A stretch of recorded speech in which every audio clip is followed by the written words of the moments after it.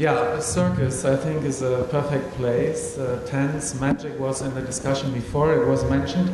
In a way, we are back to Méliès and Lumière, at least here in this place. So I'm very happy to welcome now the team of the international, the family of the international filmmakers and curators for maybe the other part of the discussion, as we were speaking a lot about production conditions before, money, film funds, so on, and the audience related to it. I guess we will talk a bit more about the result, the films, and what is happening with the films then. But of course, I think it was mentioned before that we should not pressure or put too much pressure on the opposition between money and art, because we all maybe love art, sure we love art and we want to do art, but we need money for that. So that's clear. I'm very happy here on stage to welcome, ladies first, Marie-Pierre Duhamel from France.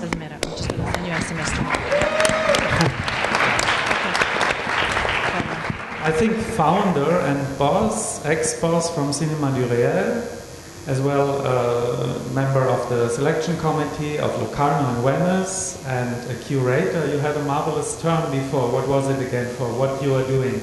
Curator, programmer, whatever, CPW. Okay, the CPW. In a way, we have some more CPWs here. Rebecca Zlotowski from Paris is not a CPW. Hello. She's a director with great films. Her last film was, and that is the link or bridge to the last Critics Week here in Berlin, Planetarium. It was the closing film, or the last of the 7 films. We were very happy to have the film here. We were very sad to have you not here with us, but now. Welcome the films before, where you have a special relationship, I think, to the critics, because with your first film, Belle Épine, you premiered in Cannes at the Semaine de la Critique. Yes, absolutely. And the second one was Grand Central in the Certain Regard section. And then, of course, Planetarium. One was 1 year after, 1 year late. Like the film is shown, then I show up like 1 year after. Yeah, no, that's great. No. It's... Okay, then we have another director in the middle from Brazil, Kleber Mendonça Filho.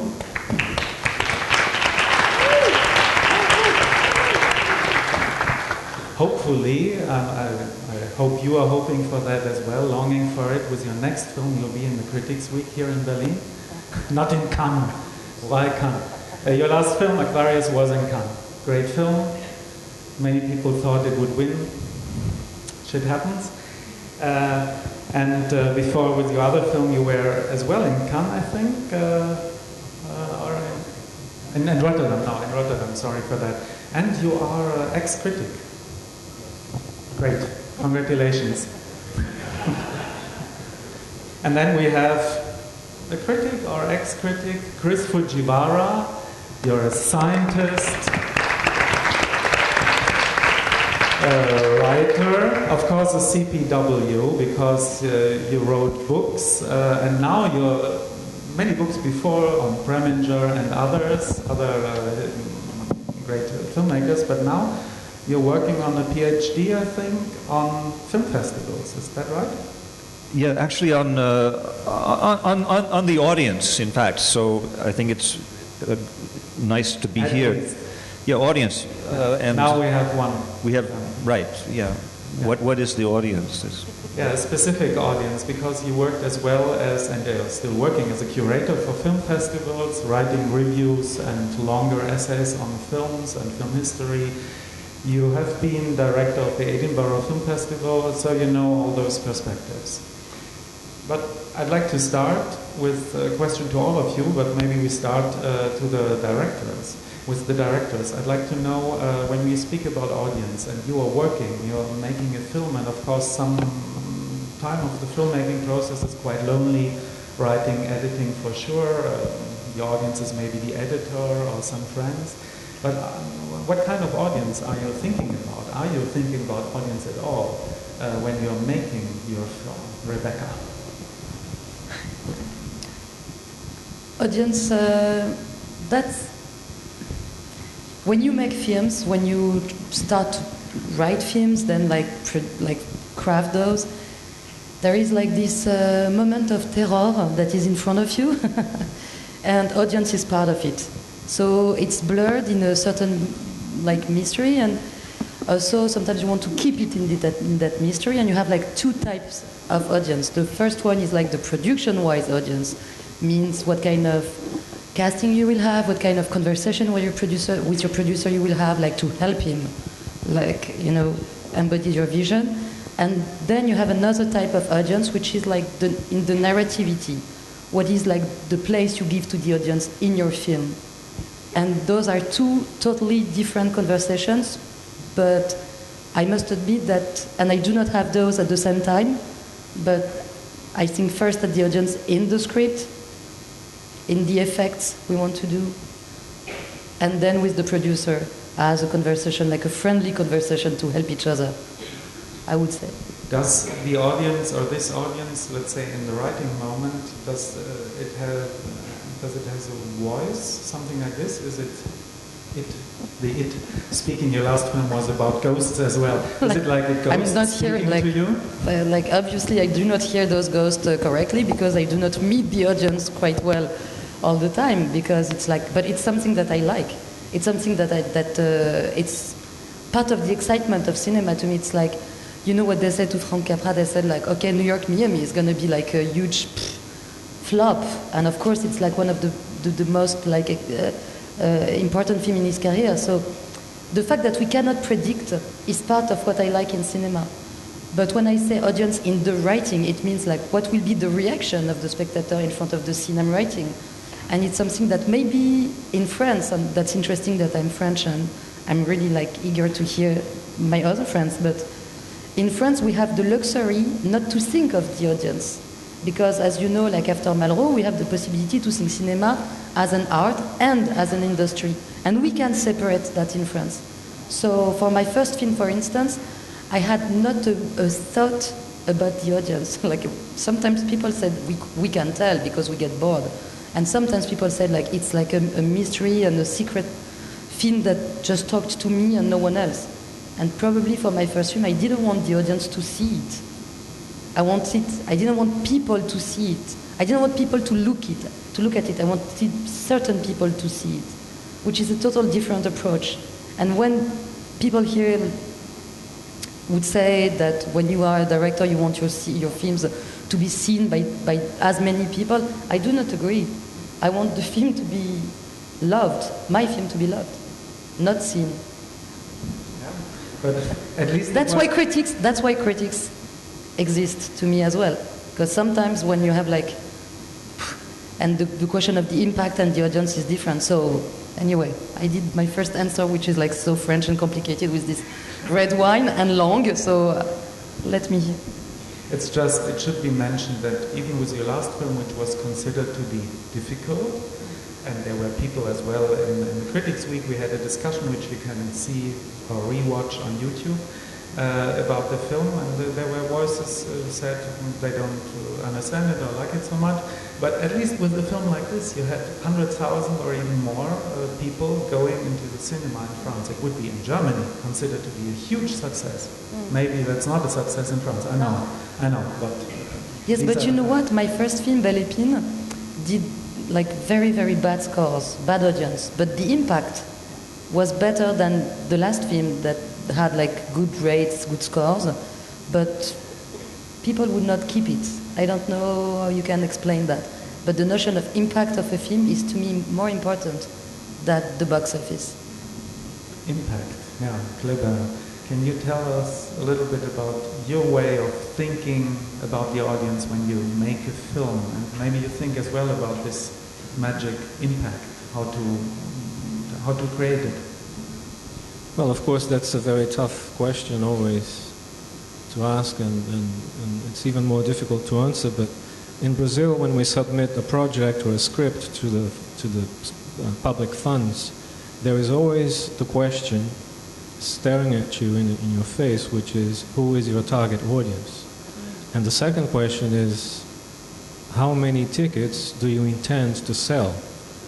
Which is, of course, in the office, it's always a joke. I mean, me and my friends, we laugh about it, but the irony of bureaucracy is that you actually have to put a straight face and answer these questions, which is of course ridiculous. We know nothing about how many tickets we will sell, and I don't know who this organic monster is, the audience. So the thing that I have developed, and this is basically for myself, is I keep thinking of this very enthusiastic cinephile, maybe a much younger version of myself. I think my golden age of cinephilia was probably from 14 until 25, I have to admit. Now with life and family and projects, and I don't see... And you have a Netflix. You have Netflix? That's another, yeah, that's another part of the discussion. So yeah, the audience for me when I make a film would be that younger version of myself who would go and see so many films and sometimes would fall in love with a film because of a camera movement or because of a scene. Or of course, the best thing is to fall in love with the whole film. But so that's my audience, and basically I just hope for the best. And in Brazil, I'm sure it's not, from what I could gather from the previous discussion, there's a huge, there's an abyss which divides the commercial film people in Brazil, making their commercial films, and then the other people who make films because they need to make the films.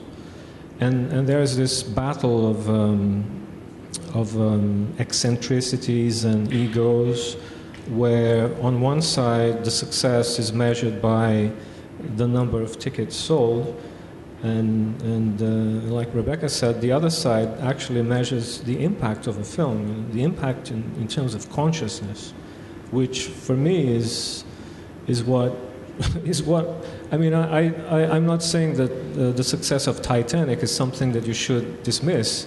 It is a phenomenon. It is amazing, but I'm fascinated by little films which. Sometimes I go see a little film and there are maybe 8 people in the audience and 2 of them leave the cinema crying, and for me that's something.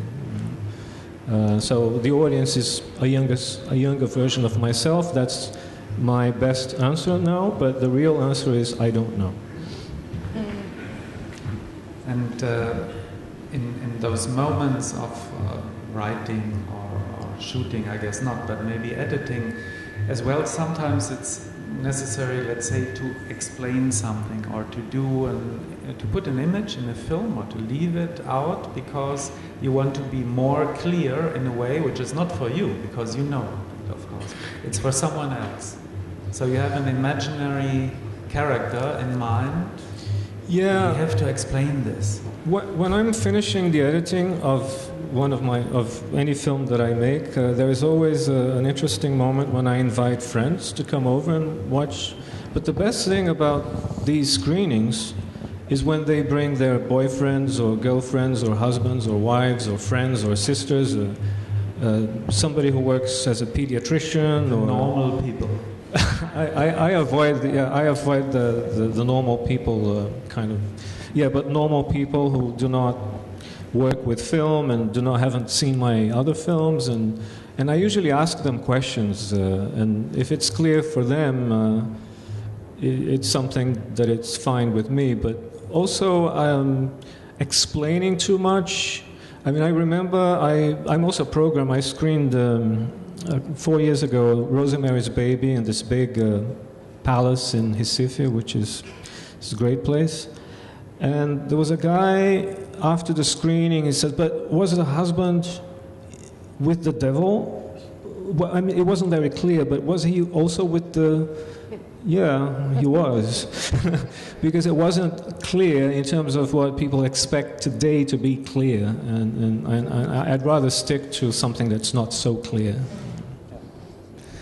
Marie-Pierre, in a way, as you were working for many festivals, definitely in a festival you need audience. On the other way, for a festival like Locarno or Venice, in a way you can show whatever you want, you will have audience.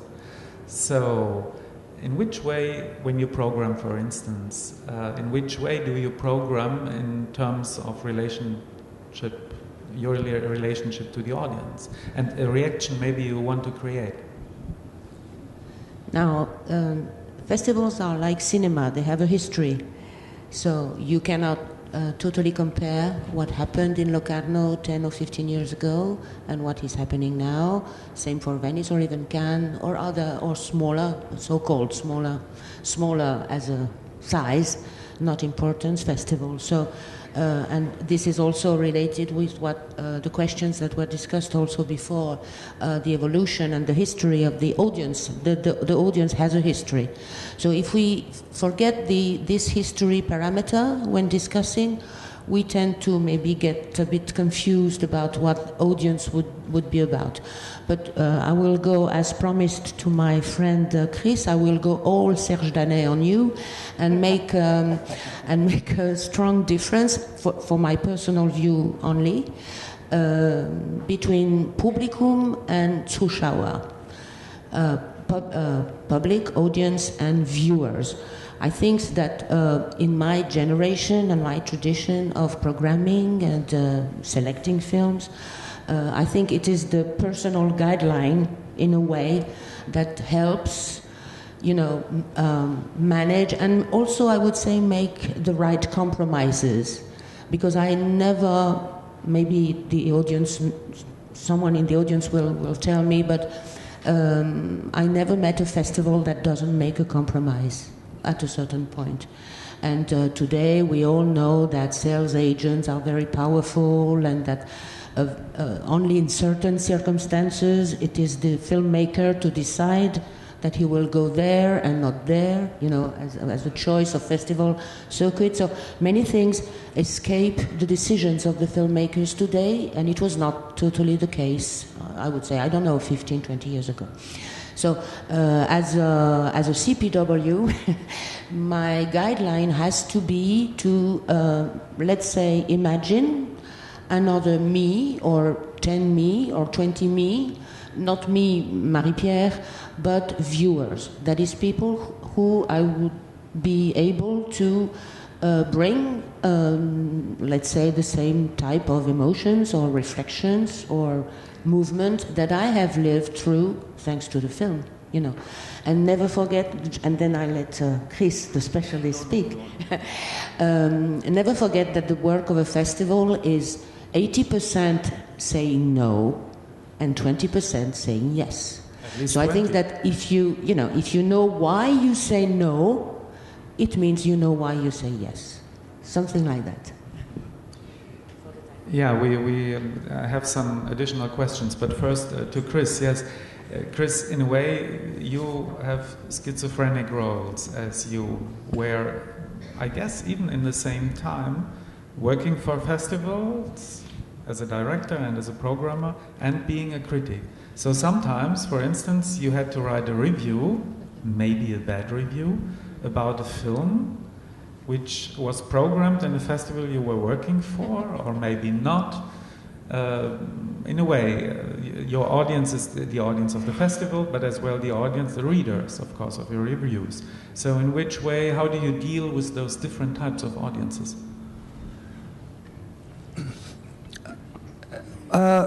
Well, in a way, your question is sort of asking about the difference between programming and writing. And I think they are very different. As Marie-Pierre said, there's always a compromise when you're programming.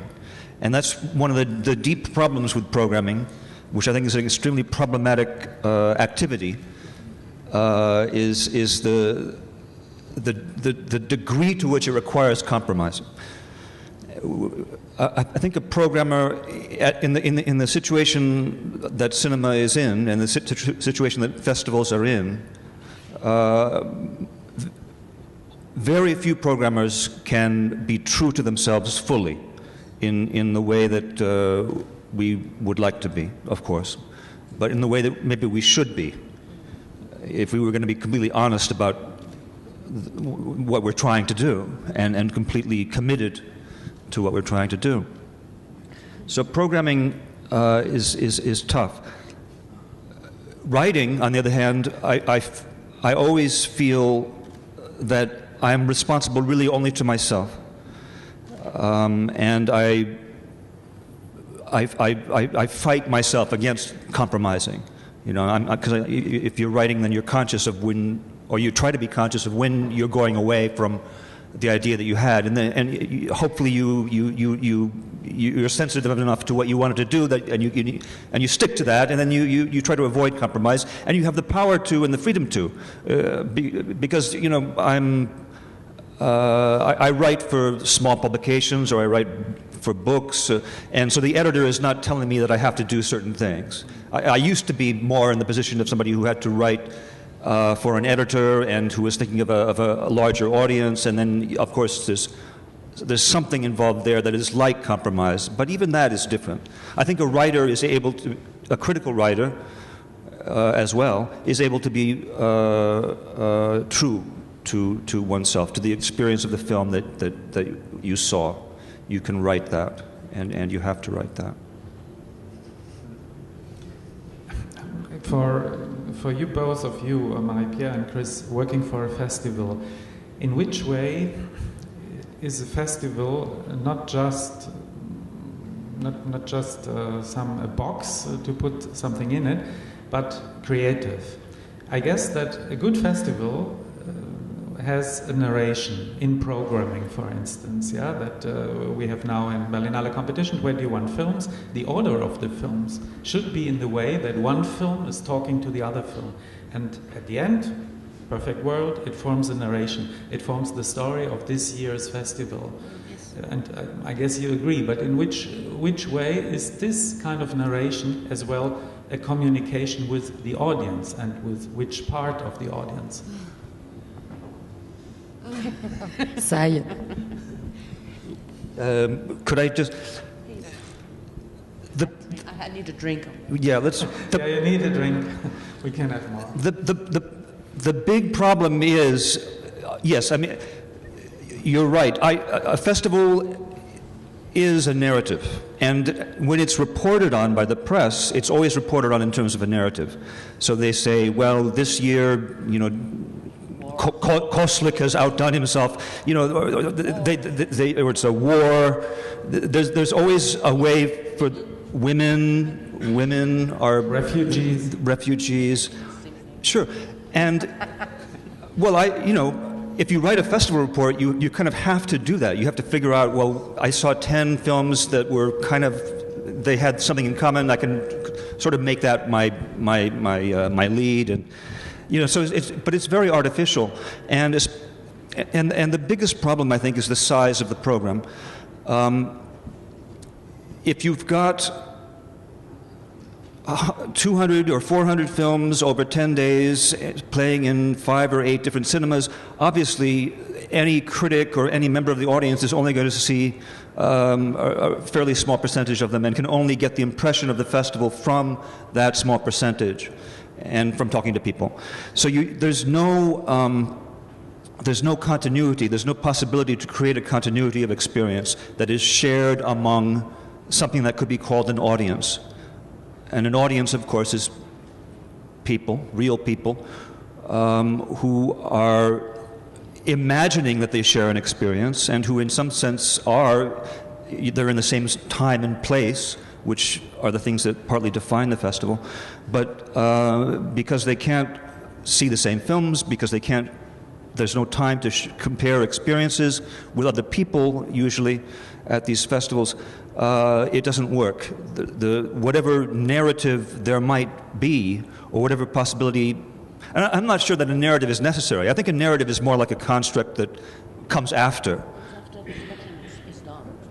It comes after the selection is done. It comes out of the selection somehow. Sure, right? Yeah, absolutely. Not in the selection, but in the programming, in the construction of the whole. Yeah. In the programming, it depends. Again, with these large festivals, how many films are at the Berlinale? 385 this year. 380. So it's more than Cannes and Venice together. Okay. So, I mean,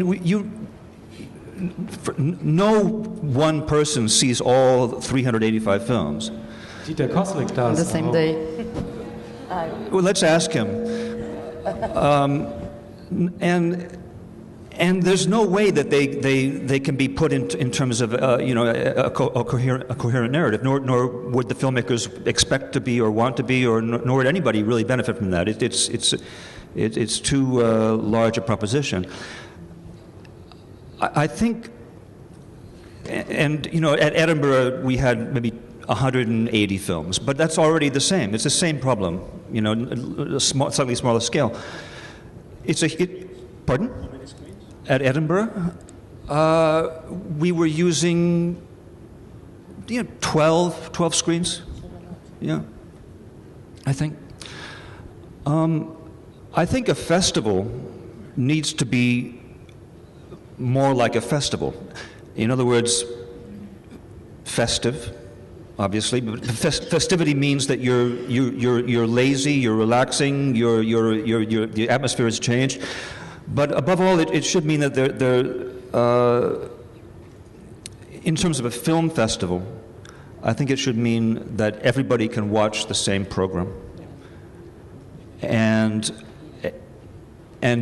between people should not be forced to run from film to film, but after each film there should be a substantial period of time for relaxation and discussion of people comparing what they saw. Otherwise, it's not clear that you have an audience. Well, you have an audience in terms of the number of admissions. You have a numerical aggregate that is called an audience, Publikum, but you don't have an audience that is fulfilling Marie-Pierre, you said you were going to go Danae, but Danae is talking about what? Spectator, talking about the experience. Microphone. Pardon.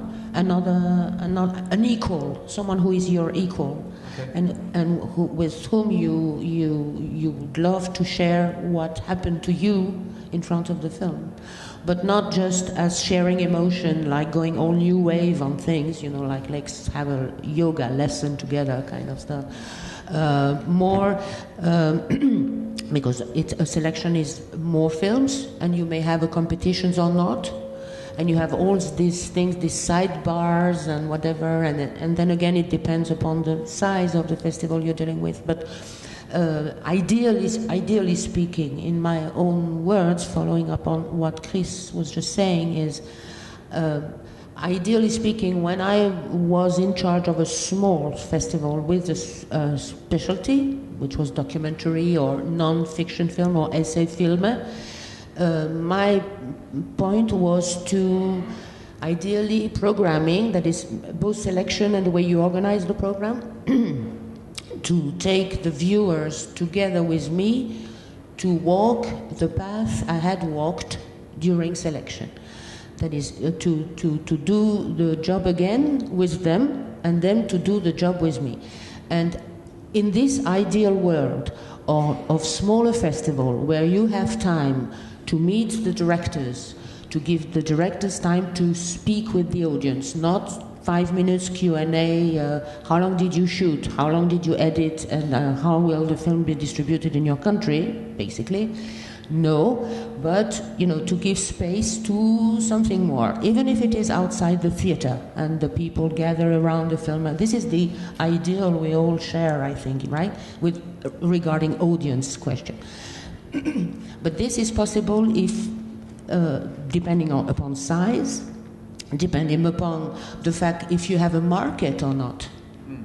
Yeah, if you have a whatever project lab or not, if you have a training session or not, if you have all these things that are market oriented and that really deeply change the way you work. Yeah, so when you don't have these things, you can more freely, I guess, try to organize your program, your selection and your program in terms of common knowledge and a path to a form of knowledge thanks to cinema and the emotions of cinema. I'm not saying only intellectual stuff, but feelings, if you want, But it's a way to knowledge that we ideally do again with the viewers. That's the ideal guideline, I would say. And this cannot exist without the presence of the filmmakers, as much as you can in your budget. But this is where the presence of the filmmakers is really central also to that kind of thing. There is one, let's say, phenomenon which is important for all of us. It is stars. For a festival, generally it's said stars are needed on the red carpet to attract certain parts of the media, to attract audience. And for filmmakers, and you both in your last films, you had stars, which are as well great actors and actresses. And in a way, we were wondering, thinking about this panel, how does it affect a film when you have a star in it? Because it has a certain kind of self-dynamics which you can't control. You, Kleber, you had Sonia Braga, and you, Rebecca, you were, I think, in all your films more or less. Okay, Léa Seydoux, maybe in Belle Épine, she was already famous in France, yes, and of course, and in the last film, More Than One. So, how do you think about the idea of a star? Did you cast them as well for being a star? I know that at least sometimes producers want stars to sell the film better or world sales. So what is the idea of a star for you? And is it related to the audience? Yeah, sure, in a way as well. But I love actors, actresses. But I think that when you hire an actor or an actress, you hire two levels of people. First, the people she is or he is. And of course, the beautiful and good actor, like hopefully he or she is. But also what he represents in the industry. But it works for also non-stars. I mean, like when you work with someone that is like, that you take from the civil society, and because he or she represents something that you like, because there is like a network of semiotics around people. And it's a very, very complicated word to say that we just bring and carry things with us, and stars carry things that I like as well, and that works with my industry. So that's perfect. When I do a film that is called Planetarium, and is about like how you can like look at a certain complexity in the sky that you want to, a certain hermeneutic that you want to explain, interpret, to use stars is not only having the pleasure to work with Natalie Portman, who's such an amazing actress and who comes from another school of acting that I met first, because she comes from America, where like actors work differently than France. They do not say exactly what they think of the script, like French actors, always pain in the ass, like I do not agree with this, and like Natalie Portman would be like, this is amazing, you're a genius, and then do exactly what she wants. But it's like it's another school, so you have like this level of pleasure, and also that it makes sense in your film that if you bring stars that, as we all know, are a very dead light, so it means something in the film that I've done. Bringing stars was like that. For Belle Épine, for instance, I knew my first film was about mourning. It was a very, very sad film.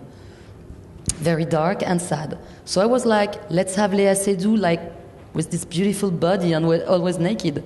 And it was like a pleasure. Like, I'm sorry, it's absolutely not lubric or, using her body. It was just like, I felt that it was in the equation of the film, in the mysterious equation of what brings a film to the audience or not, it was connected to that as well. The luminosity of her skin, the fact that she was looked at, that she was precious to people, even the fact that she's from a very famous family in France, the fact that there were great expectations on her. I used it in the film. I wanted to use it in the film because we want to absorb everything in the film that is connected to the actors.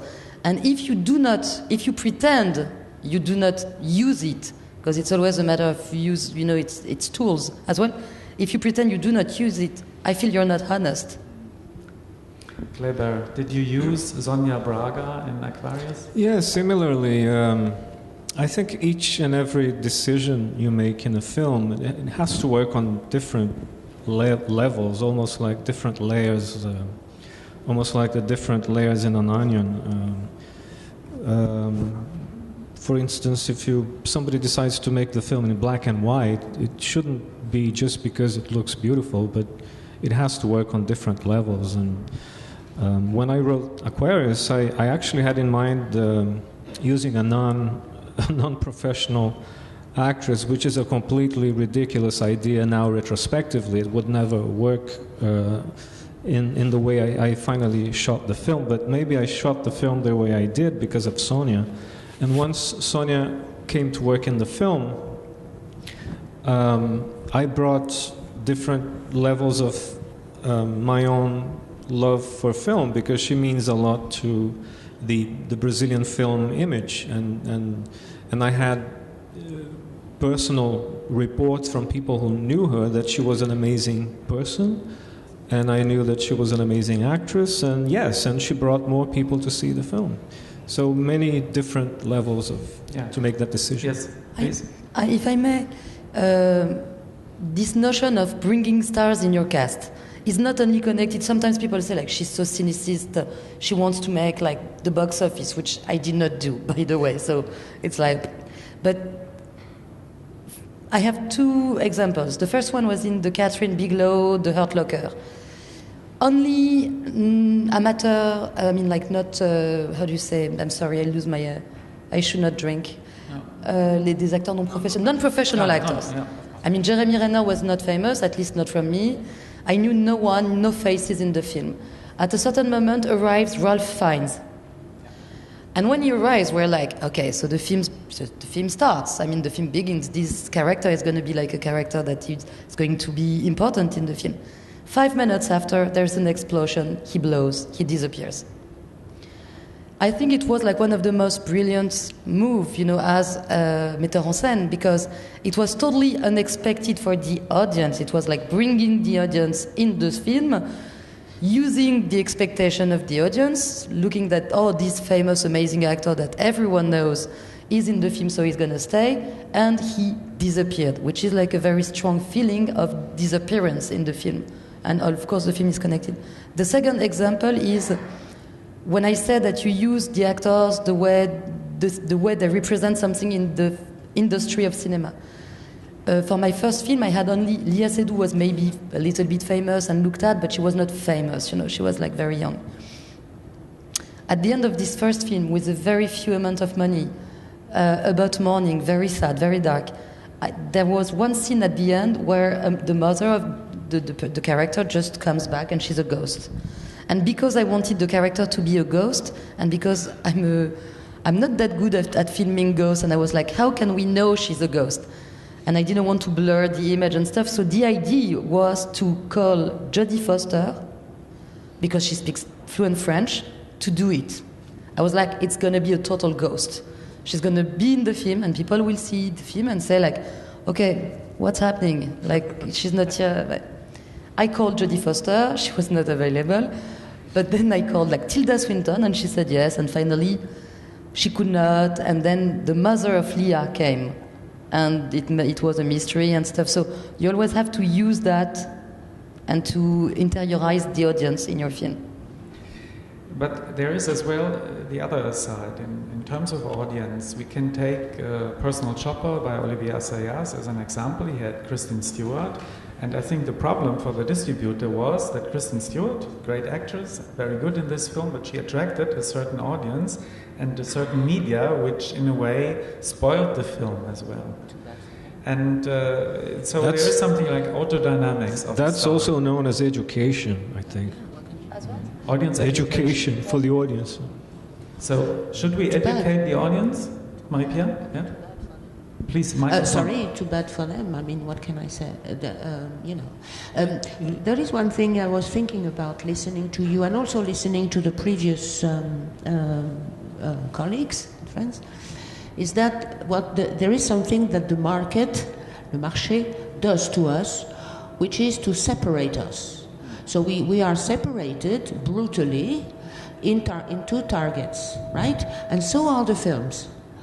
So at a certain point, it is something to be fought. There's something we need somehow to fight back on that, because this is really a market dictatorship kind of stuff. We are separated. There are people who like art house. There are people who like grosse comédie. There are people who like Brazilian cinema. There are people who go Asian. There are people who who go animation. If cinema is not one anymore, I don't know what I'm talking about. More frankly. And so, of course, this is really ideal, slightly demagogical, if you wish, but it's something to keep in mind, I think, because this is exactly what the market doesn't want the famous audience or the publikum or the viewers or whatever to be or to do, separating into market targets, and this is very sensible in festivals in which you have markets, of course, because of course, you cannot not see the relationship, and that's how it is. That's life. We cannot, tell them don't do it anymore. But this is something that, as people who select films and program films, I think we should keep in mind, because when I feel I'm targeted, I hate it. We all do. Kleber was mentioning the word education, which just gave me the idea of this question. Should we all kind of educate the audience, and in which way, of course? Yeah. Well, of course, it sounds offhandedly, it probably sounds a bit pretentious. I'll just have to clarify what I tried to say. The market... But don't go back. No, I'm slightly going back. But I'll just try to clarify. The market... just tries to sell, just tries to define the audience as a very specific target. So when Kristen Stewart is invited to do Personal Shopper by Olivia Assayas, it's interesting because a lot of the young people who saw the Twilight series, they come and have a look at the film. Some of them will hate the film, but some of them will say, this is a different kind of shit altogether, and I kind of like it, and I think that's great. There's a world beyond Twilight. You think it's like a Troy horse. You think it's like a Troy horse, but you feel... A Troy horse, yeah. Yes, but I do not believe in those anymore. But it did not work, and in a way, maybe this is something I know from at least the distributors in Germany, that in a way they did not get the Assayas audience and not the Kristen Stewart audience. It just made something 10 or 15,000, which is but then if we're going to discuss, specific figures and numbers, this conversation is going to go. No, it's more about targeting the audience, and that what my peer said, the audience does not want to be manipulated. And when I'm asking for education, to come back to this, it is not the stiff education, it's more a nice education, like you talk to a friend, you should try this, it's a very good film, you will love it, something like this. But as well, certain films, and the films we all love, they need sometimes more, sometimes less kind of knowledge of cinema history, sometimes some other background. So in a way, they will be appreciated if audience has certain knowledge. So how do we bring this knowledge to the audience? There's a beautiful little film by the Coen brothers. I think it was done for the Chacun son cinéma, the Festival de Cannes series of short films about going to the cinema. And Josh Brolin's cowboy character from... No Country for Old Men goes into I think it's the Aero in Los Angeles, and they're playing climates, and then he goes in and says, what's this film about? Oh, it's about this couple and the breakup of their relationship. And he goes, Climates by Nuri Bilge Ceylan. It's just... And then he goes in and I think he likes the film, and it's a very short little film, but beautiful in the way that I see how something like this can happen. But to understand it, you need to know what climates is, and as well have a certain idea about the film. Or the cowboy. The audience, to understand the film by Coen brothers. No? I'm not. I don't know. I really do not know, and it's not demagogy. I really do not know if audiences need. I mean, I feel that when it's good, everyone feels it's good. I do not feel that. I wish that if my last film did not work, it's because people did not understand. But it's because I did not explain it well. And I guess that sometimes it's just a misunderstanding. And I know that Philippe Garrel says that when you do an art house film in France and it's like, and you reach more than 200,000 tickets, it's a misunderstanding. There's like a misunderstanding somewhere. People just, it's a mistake. But it's a good mistake, you know? But Rebecca... I wanted to say something. Yeah, please. What Rebecca is saying reminds me of an anecdote that happened in Locarno, because Marco is there, and he remembers probably well that Marco had programmed a short film by Jean-Marie Straub on the piazza at 9 o'clock or something, Lothringen. And, Lothringen, Marco. 1 hour. 1 hour. Sorry. That's a short. Sorry, that's a short film, yes. Anyway, but on the piazza, it was another time, okay? So we cannot compare. But at the time, Straub himself said a lot of people were walking away, right? It's the Piazza Locarno, it's 7,000 open air, whatever. And slight embarrassment in the team, and he said, no problem, there will be always more than when I saw the film in Paris in the theaters. And in another aspect of things is that it depends on how you wish to consider the famous Publikum or the famous audience in terms, if you think of your own cinephilia. My cinephilia was not built as the cinephilia of the young people here present, or even Rebecca in a way, was not built in the same way. When I was a young film buff or whatever, I can tell you that my cinephilia was born with Walt Disney's Pinocchio. So moins commercial plus commercial tu meurs, as they say in French, super commercial film, a Walt Disney film. But I was so afraid of the scene with the donkeys that I went home crying. It was terrible, these children being changed into donkeys. It's a very brutal and cruel scene.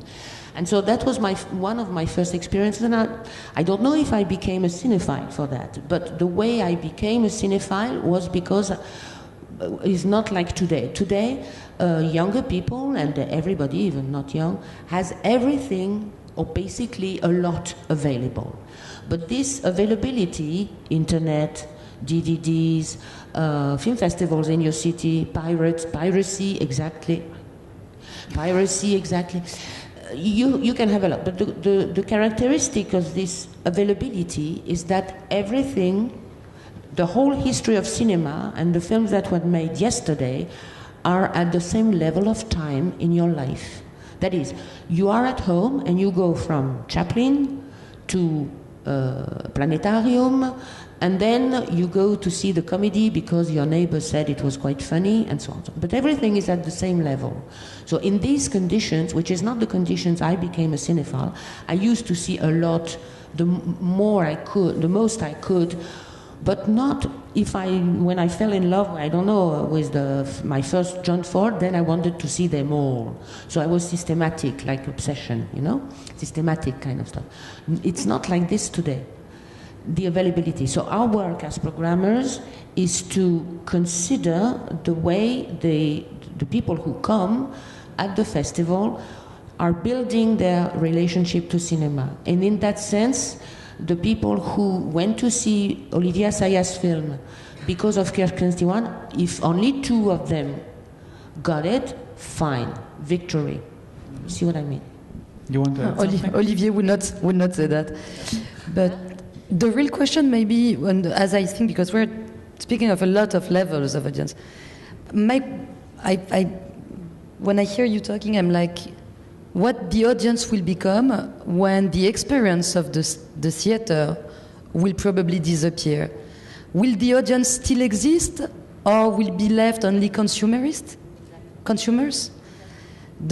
And I'm okay. I'm not fetishistic with I'm just the generation, as you said, like even me, like still young, not really. I'm like in the middle, of a generation that is like connected to the theaters. It's really important to me, like to show my films. Berlin, festivals, Cannes, Venice are important to me as a filmmaker. But also as a spectator, I watch films on my iPhone, on my laptop. I like it. I like the fact that our films should, break this frontière. They should be good on it, on those little screens. I have an Alan Dwan film on right here. I can watch the history of cinema anytime. Could I say something? I had a thought. A lot of the discussion of cinemas and festivals and much of the discussion that happened in the earlier panel is dealing with a split between art house and mainstream cinema, or art cinema and entertainment cinema, whatever words are used. And this split is very difficult, and I don't think anybody in the room likes it very much. I would assume. But I've been thinking about it a lot, and I think that really it's impossible to divide cinema in this way, and yet festivals always do. Don't you think? But mostly. By the very fact of programming films in a certain strand or section of the program versus a different one, you're dividing the cinema, you're dividing the audience. And programmers in larger festivals will think this way. They'll think, well, I've got my experimental film here, that's for these guys. We have a gay film here, we don't want to put that against another gay film. This kind of thinking is so common and so dangerous to the integrity of cinema. But it occurs to me, and this is just an idea that I had yesterday, and I don't know if it makes sense or not, but could I just try it? Maybe there's not different kinds of film that we can sustain, reasonably, but maybe there are two broadly different ways of viewing films, two broadly different ways of being an audience. And one of them is to be concerned with the narrative, with the so-called subject matter of the film, with the representative aspect of the film. What is the film representing? And this is the easiest thing to talk about, is the easiest thing to program, the easiest thing to manipulate people to go see. You describe the story, things like that. Or in London Film Festival, they have love, debate, anger, whatever the categories are. In other words, they boil it down to these key words. So maybe there's one kind of audience that is focused on what they can get out of what is represented in the narrative. But maybe there's another kind of audience, and this is the audience that we're really making films for, I think, and programming films for. Maybe there's another kind of, I don't mean different people, but I mean a different kind of way of watching films that is concerned with the conditions of spectatorship itself, the conditions of watching films. Like you're talking about whether we see it in a theater or whether we see it on a phone. How is our generation different from the previous ones?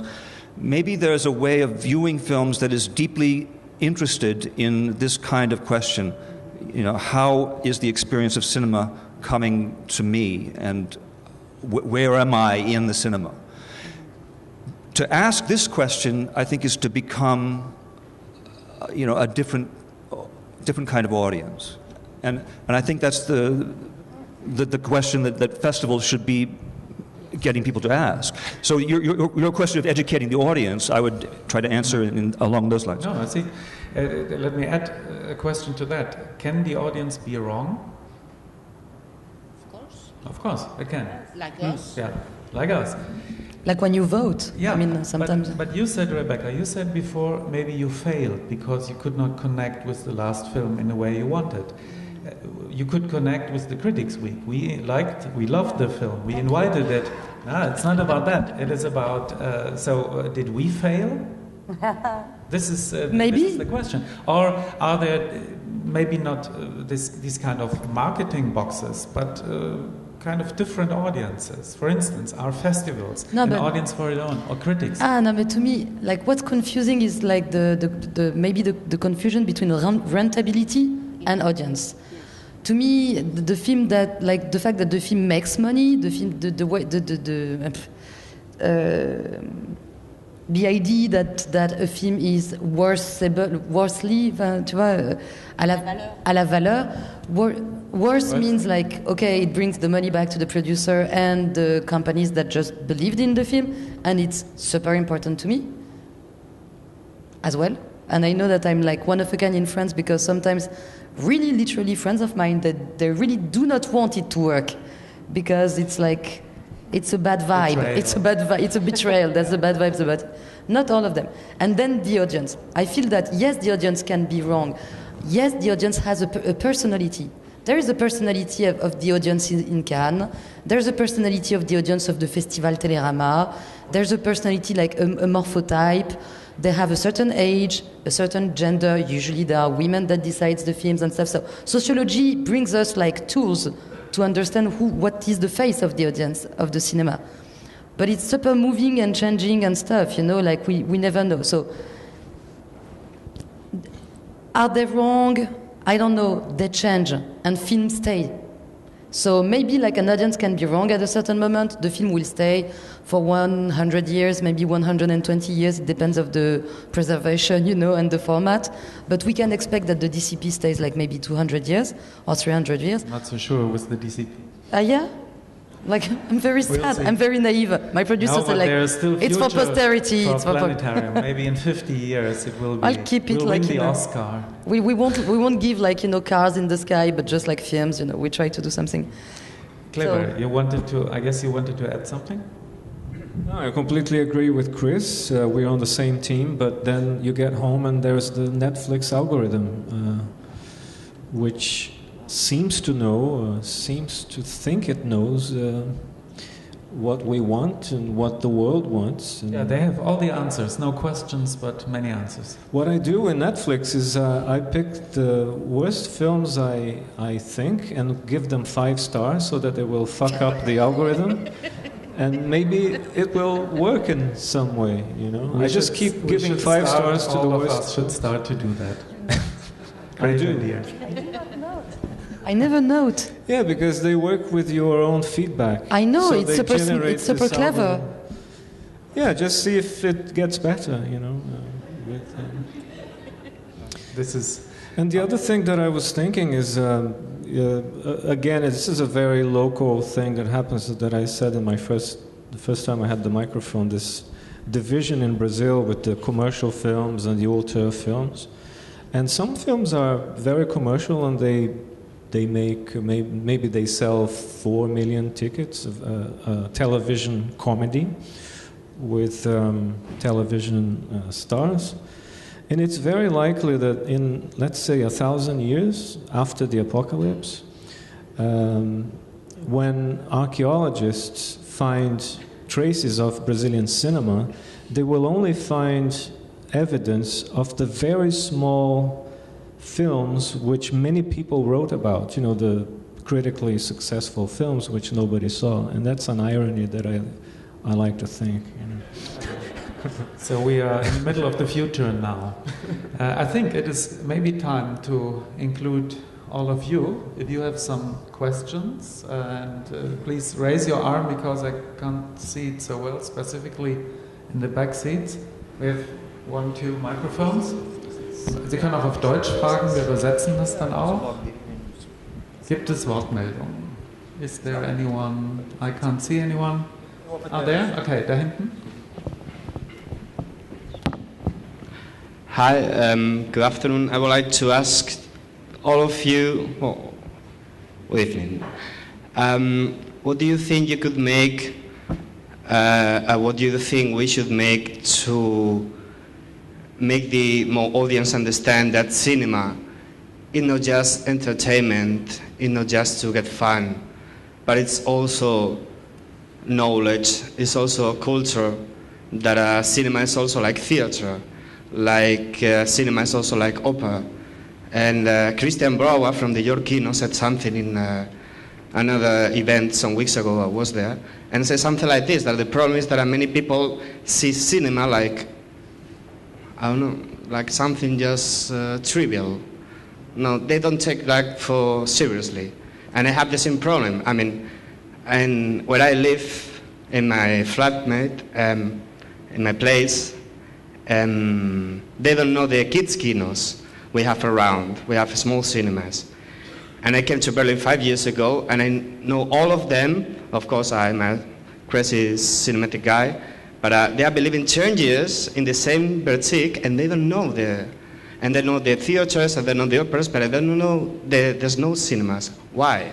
And this is the question, because they don't take that seriously. They say just, and the thing with Netflix, I think many people is wrong with Netflix. Because in my case, in Spain, for example, there was a movie that no distribution, no cinema wanted to screen. It was about terrorism. It was the ETA, the terrorism ban. And this in Spain, we have to get through about this shit. And the problem is that no cinema, no distribution wanted to screen that.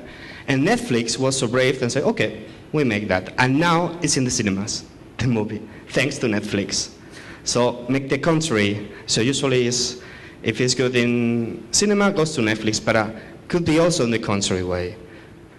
So the thing is that what should we make as an audience to make the people understand, more people or neighborhoods or family, that cinema is not just to have fun on the couch or to go to the movie and pay €8. It's not about to pay something, it's to the experience. We are in the same ship, but many people is not in the same ship. So what can you do for us in that moment? Thank you. What can you do for us, for them? The microphone? I did not understand the us. Yeah, us is the audience, the audience? cinephile audience, yeah? The audience is that so consider that cinema is just entertainment. Not so much interested in entertainment, but in thrill, irritation, art. It's really a matter of cultural politique. Cultural policy, yeah.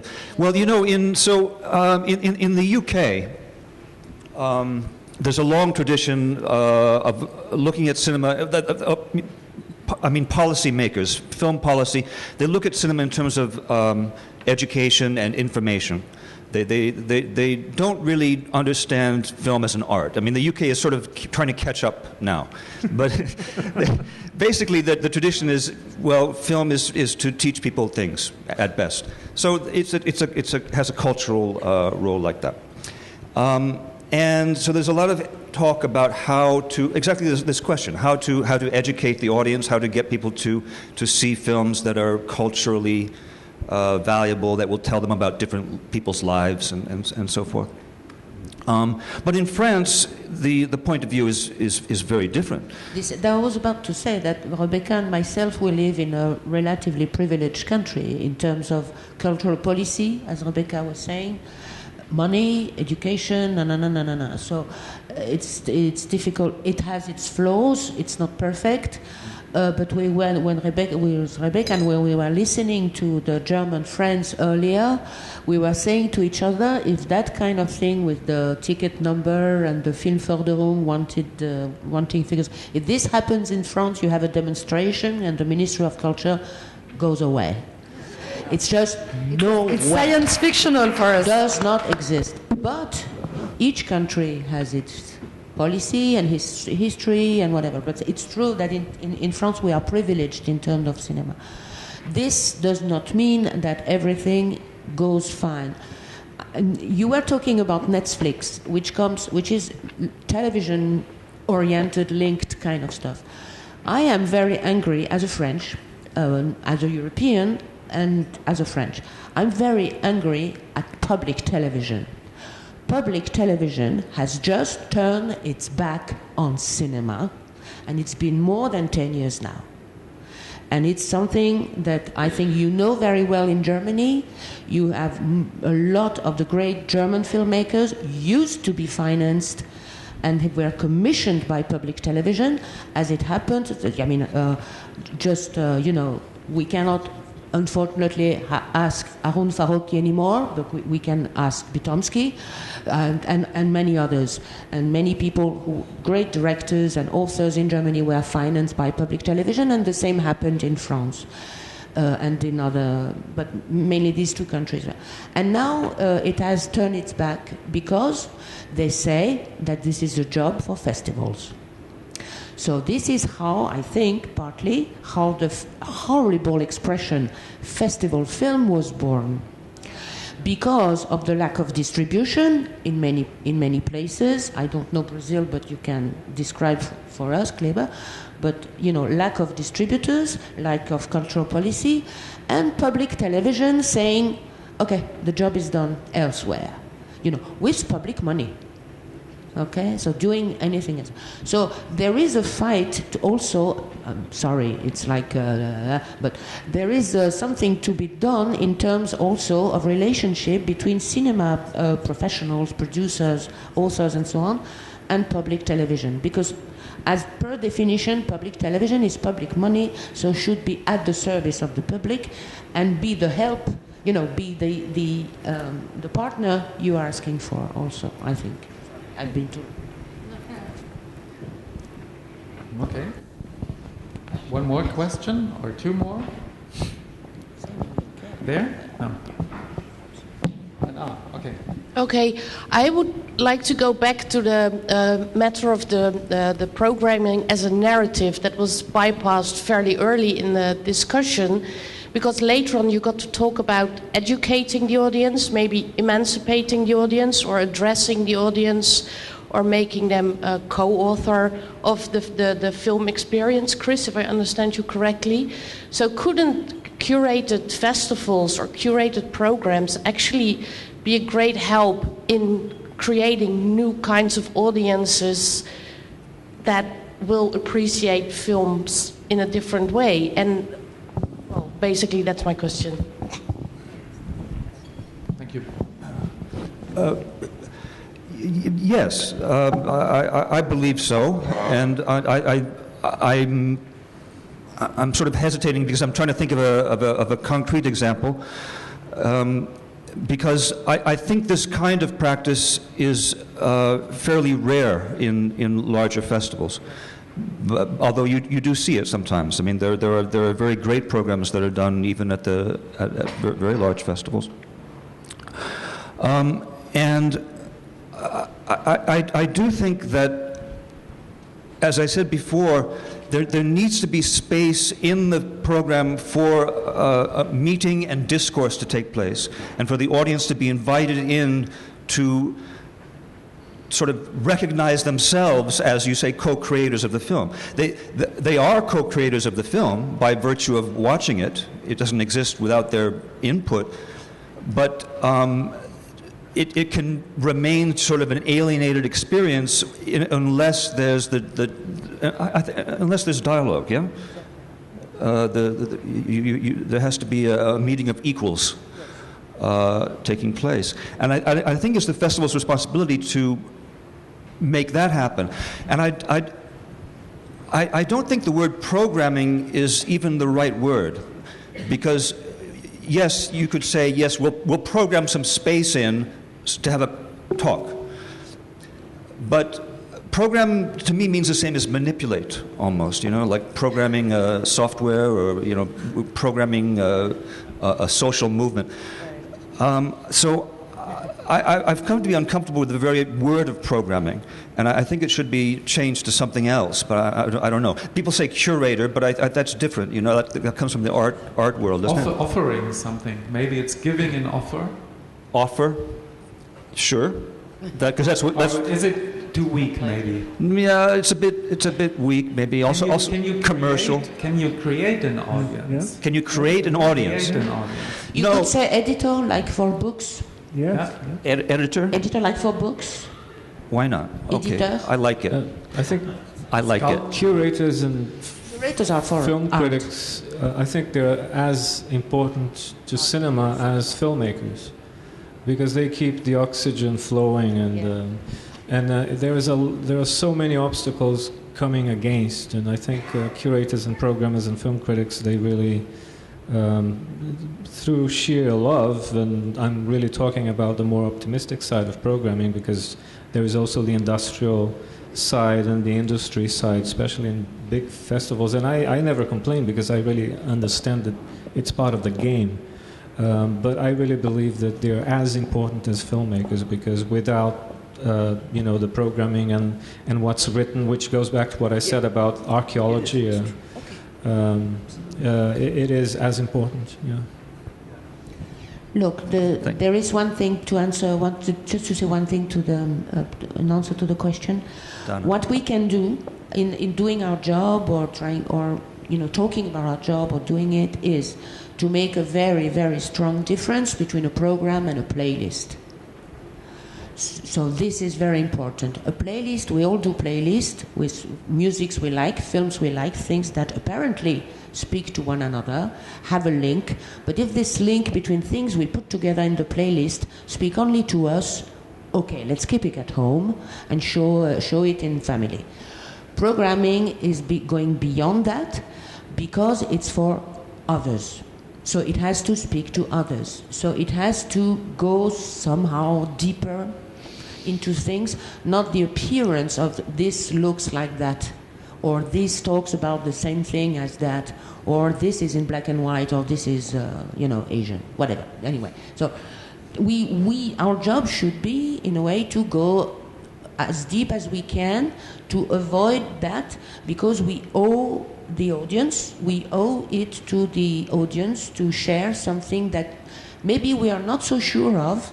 Maybe it's only a question of our intuition or just angst, but it has to be different from the consumption, la consommation, like Rebecca was saying, just mere consumption, and then we make playlists and everybody's happy. I like the idea that we are owing something to the audience. Is it as well, does it work the other way around, that the audience is owing something to the filmmakers and to the festivals and the curators? Shutting the cell phones. Closing the iPhones, yeah? Cell phones, okay. I guess we are part of the audience, we are viewers as well. I guess as viewers, we love to be irritated in a way, and we love to be surprised. And we love a reaction. Leaving the cinema, we are not absolutely sure about what we have just seen. The other way around, as curators, as filmmakers, is it all right for you if with your film, with your program, with your review, someone is, after the end of it, irritated or has more questions than before? It's perfectly normal and acceptable, yes. I don't have any problems with that. We have a question here. Yeah, we will. I'm 100% Jewish, so I like all about questions and no answers. Okay. You agree? Well, yeah, yes, of course. How can one not agree with that? Yeah. Okay, marvelous. Where's the question? Yeah, it's here. Okay. I basically just wanted to share an anecdote that I read in Frank Capra's autobiography, the name above the title, and it's very much about the intelligence of the audience. And Capra had a system of how to harvest the intelligence of the audience, because he didn't believe in test cards. I mean, at the time, Hollywood did extensive testing, as they do today. But test cards are basically full of lies. People have an experience, and if the experience reaches a certain intensity, they begin to lie, or they begin to interpret, or what they think they are supposed to think, and so on. But what he did was record the audience reactions and then take this recording on the editing table and run the film with the recorded audience. And of course it's not the whole truth, but some of the intelligence of the audience is contained in this sound file or sound record. Because whenever there's noise, whenever there's silence, whenever there's laughter, you learn something about the intelligence of the audience. So I think this is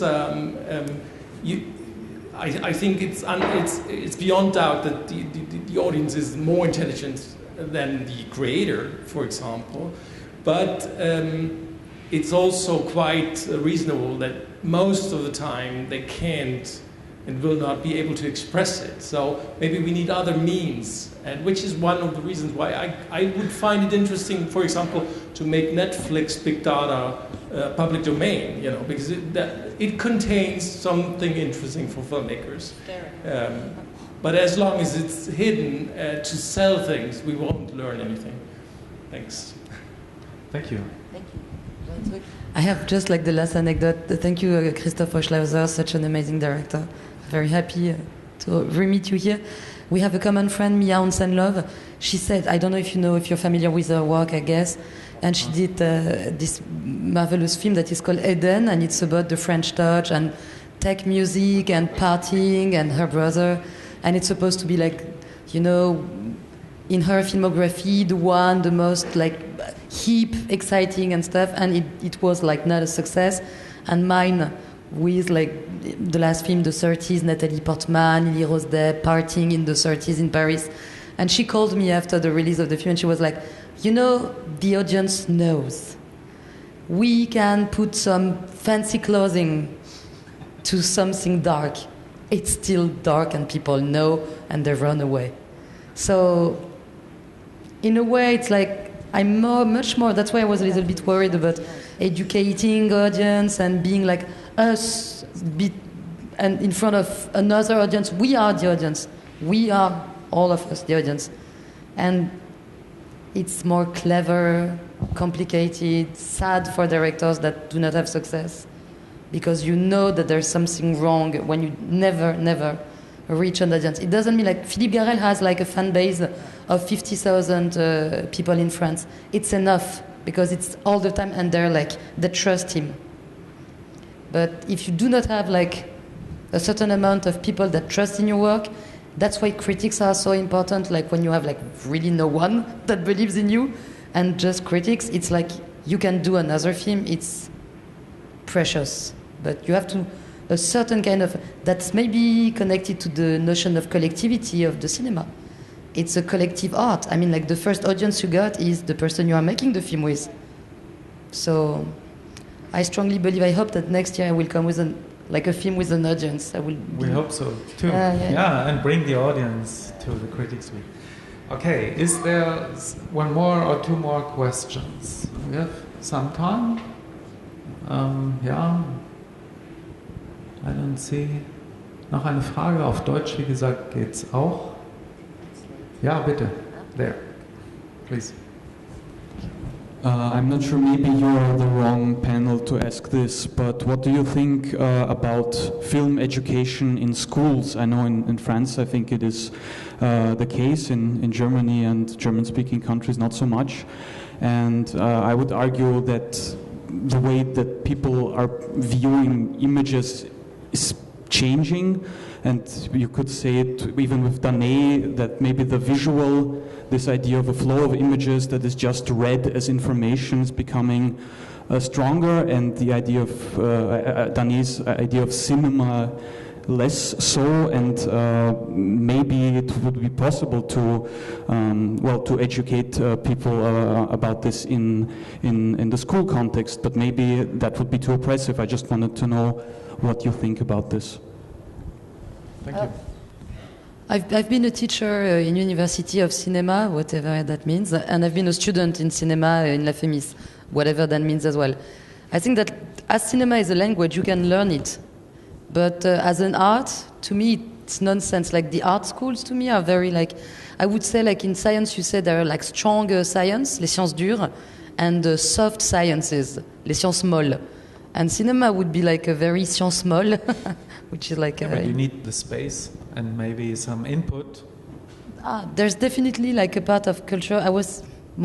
It's a long conversation. Yes, I think that it's super precious when you can have it. And it has to be like, as all the arts, you have to be familiar with the norm in order to go in the marge, in order to, transgress the norm. But if you do not know those, you can feel that you are inventing something that Godard did 47 years ago. So that's probably like the most, yeah. Cinema school has also to know the fate of what happens in Zéro de conduite by Jean Vigo. Yeah, so it has also to be, the teachers has to be laughed at and kicked out if necessary, in the most anarchical spirit you can, like in Zéro de conduite by Jean Vigo. So it's Rebecca is right. We have a lot of education to cinema. Strange enough, in French colleges you don't have history of art, but you have history of cinema. The typically French paradox, but. But yes. Oh, pardon, I don't want to interrupt. Yes, please do. But please interrupt me. No, I was just going to say that I think there should be more education, formal education of film criticism, because there's education. Yes, there's education in filmmaking, which is you've discussed. There's education in film studies, in film history, but in USA and UK, they have a big thing with film studies where people learn about things that don't really matter and then write books about it. And then Japan is just starting to follow that model, but it's very slow. There's very few academic programs in film criticism. There's a few in the UK, or there's one in the UK that I'm unaware. In France, you have. I don't know, in Brazil, I'm not sure at all, or Germany. But I think it's very important because I agree with what Kleber said, that the critic's function is, didn't you say it was equal to the equal to the filmmakers and to the audience function? I totally agree with that. And I think it's a point of view that needs to be, not a point of view, but a way of looking at films that needs to be defended and discussed and taught. If it can be, and it's not. And it would be a moral education maybe as well, to educate a little bit about the responsibility a critic has for the filmmakers. Well, his question also strikes me that I'm in my 40s now, and I went through the whole technological process over the last 25 years. When I first held a camera for the first time in my hand, it was a VHS camera. And when you did something on VHS in 1990, you could do something creative and interesting, but it would never be shown anywhere because it was just VHS. And what strikes me is that the world now has so much intimacy with images, handling images, and you can make a 4K film on an iPhone or any other smartphone. But still, what Rebecca said, the understanding of what you should do is never really going to be there because you can't get a talent app in an iPhone. The talent is something that is ethereal, but before getting to the talent, more education could maybe harness, that energy into making something. Okay. It's happening. Rebellion and politics, and people get their phones and show things which the media wouldn't show. Yeah, that's really, really interesting. But in terms of education, we need more and more.